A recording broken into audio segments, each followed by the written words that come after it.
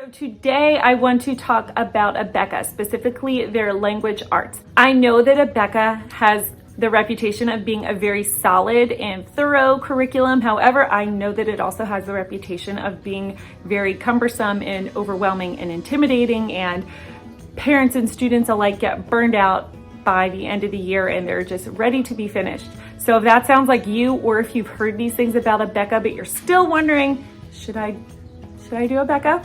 Join me today. I'm doing a lesson with my third grader, a grammar lesson, and I'm going to be showing you some tips and tricks on how I make the lessons very manageable and how it works for us.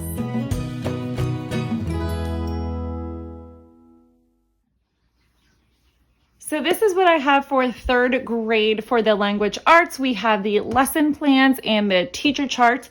Now, I really only use these lesson plans, and trust me, this is a gigantic, overwhelming, and very intimidating book. But please, please, please do not let the size of this lesson plan book overwhelm you. It really is manageable once you get it figured out. And I actually plan on doing an in-depth look through of this lesson plan book. So stay tuned for that as well.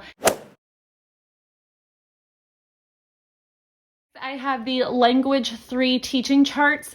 So I felt like these charts were useful. I'll just run through these real quick so you can kind of see what is included in them. And there's times where you have to refer back to the charts multiple times. So, contraction. I like this capitalization. It kind of just lays it out. So I think these are necessary.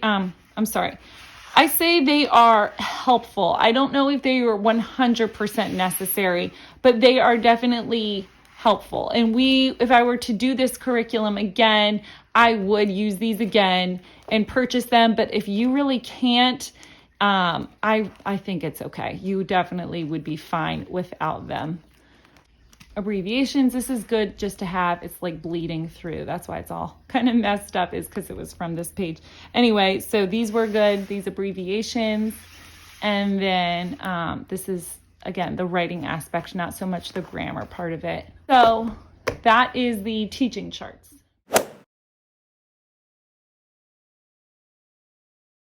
So this is what the lesson looks like. She was on lesson 158 today. She's winding down things that she is learning. I believe Abeka stops around lesson 160 with new information and new things that they are introducing. And from 160 to 170 is review. So she is learning like only one or two more things. So here we have the lesson. This is what it's going to look like. And I know it looks a little bit overwhelming at first, but once you get used to it, I promise it is so much easier. And once you see how you could break it down to make it very manageable, it is really not bad at all. And these lessons fly. These third grade lessons literally take me 5 minutes with my daughter. I'm going to quickly go through the lessons. First, you have the objectives, and then you have this little pencil here, and that is what you were supposed to write on the paper. So today it was a glad and sad face, and most of the times it is actual sentences or words. So for example, these sentences here, there's 4 of them. Now, whenever there's sentences, I do not write them down, and that saves me a lot of time. I just have her look at the book, or I'll say them out loud, and then whatever the directions are, I have her do them orally rather than me writing all those down. And that's a time saver. Next is the materials. We have a manipulative, which is a thesaurus, and then enrichment ideas, which, shocker, I most of the time do not do these. Again, they're cute ideas. I just don't necessarily have the time to do them all. Next, we have contractions. So in today's lesson, I am going to be saying the contraction. She is going to be saying what it stands for. So the bold is what I say. The italicized is what she says. Sometimes they have them write the contractions down. It just depends. The exercise always varies.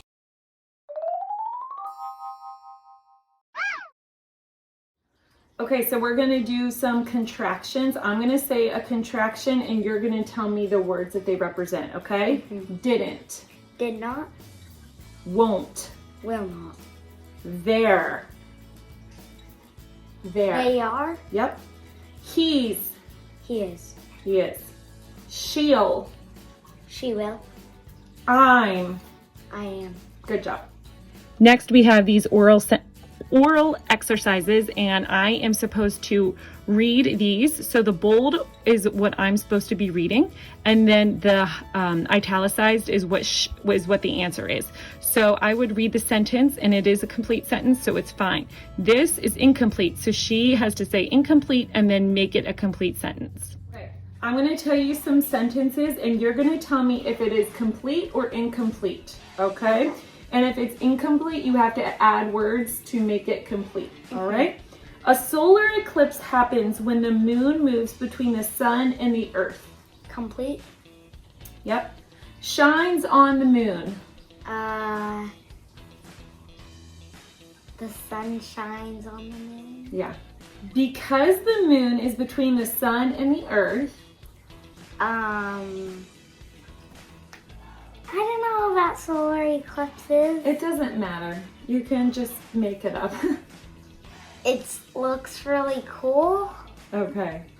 So say that as a sentence. So it's incomplete. So because this moon is between the sun and the earth. It looks really cool. Yeah. The moon's shadow is on the earth. Complete. The sun seems dark as the moon moves between the earth and the sun. Complete. Yes. Dangerous to watch a solar eclipse. It is. It is what? Very. It is very. Say the sentence. It is very dangerous to watch a solar eclipse. Very good. Why? Because it'll hurt your eyes. Well, aren't there like special glasses? I think. Then we are reviewing what synonyms are. We skipped the thesaurus today just because she has been doing a lot of dictionary work lately, and I just felt like she didn't need it. She's pretty good at it, and since a thesaurus is very similar to a dictionary and they're just wanting you to practice that skill, I just skipped that today. Again, so here is a tip. You do not have to do every single thing in the entire lesson. Do not feel bad about skipping things.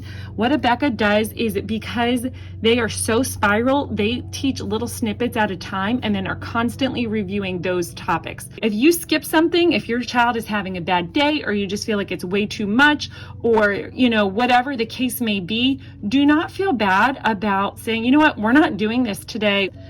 So you will be able to, they review and have that spiral approach so that you will still get that foundation. So I skipped the thesaurus today and I taught her about antonyms. She's already familiar with that. So this was very simple for her. But again, they're just winding down the year. I believe Abeka saves their easier stuff, so to speak, for the end of the year because they know, what, people are done. They don't want to be learning a bunch of hard, difficult topics, so they save the easy stuff for the end of the year. So then I would say, again, anything in bold, I would say out loud. All right, so I read all of this, and then I was supposed to give her these words, smooth, and then she's going to give me, these are some examples of answers that she could give me as an antonym. Okay, so synonyms and antonyms we've been talking about. So synonyms are words that mean what?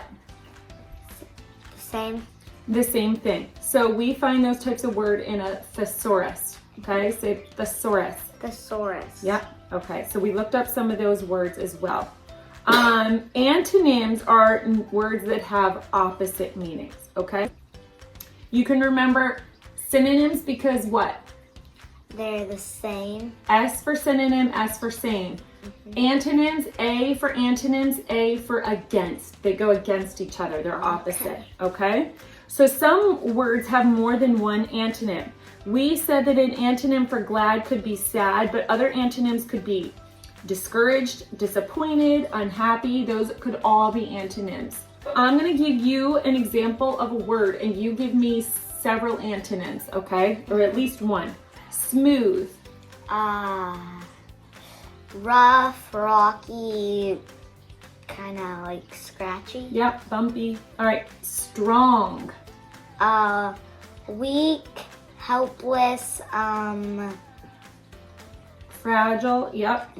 Whisper. Shout, yell, I can only think of two. That's good. Scream. Okay. Good job. Good job.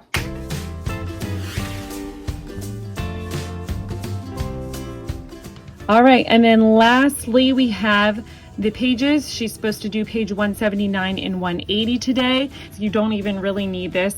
You just can say, here, child, here's the book, do these 2 pages, and that's it. Now, normally, they only do 1 page a day. Once a week, they get an extra review page, and it's because she's going to have a quiz or a test tomorrow. So that's why she's got 2 pages. But every other day, she's only got 1 page in this phonics and language. This language book. So that is our entire lesson. So after the lesson, she comes to the workbook portion and does the page or pages for the day. Again, most of the time it is just 1 page. Today it happens to be 2 pages.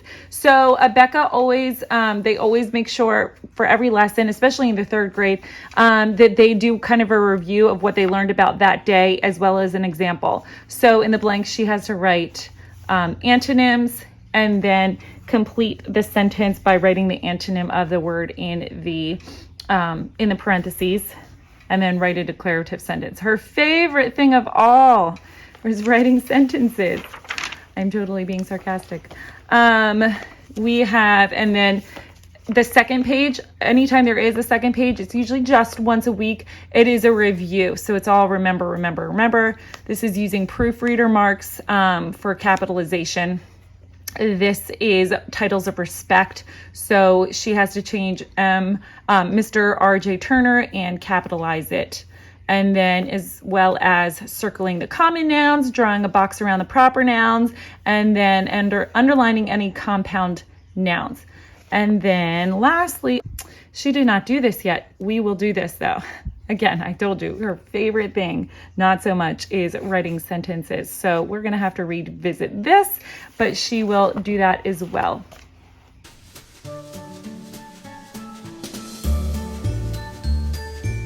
So the thing I really like about the 3rd grade language from Abeka is these lessons though for 3rd grade are different. Like the little exercises and activities they have you do is pretty different. So it always is changing and it keeps it fresh and makes it so that it's not like the same repetition every single day. And I really like it. These lessons literally take us no more than 3 to 5 minutes a day. I am not exaggerating, and it's not because we're so amazing or she's just a genius, nothing like that. It's literally, these lessons are very simple and laid out well, but they do enough review that it really sticks in the child's mind. So I really love doing the lessons out of here. It's simple. I really promise it's not overwhelming. I feel like if I can do it, then anybody can do it. And so we really like it. I know the goal in my homeschool is to be as efficient and simple as possible, but still getting a quality education. So we use Abeka. I make it my own. And I think that is the key to using them, is that you have to just find what works for you and stick with that. And then what doesn't work for you, cut out the rest. And again, I will be doing a curriculum lesson plan video, so please be sure to watch out for that. In that video, I will cover an in-depth look at the readers, the reading comprehension, the spelling, how it's all laid out so that you can get a better idea. Thank you so much for watching. I hope you found this video helpful. If so, make sure to like and comment. And if you are looking for more practical homeschooling content, make sure you subscribe. Thank you so much for watching. Have a great day.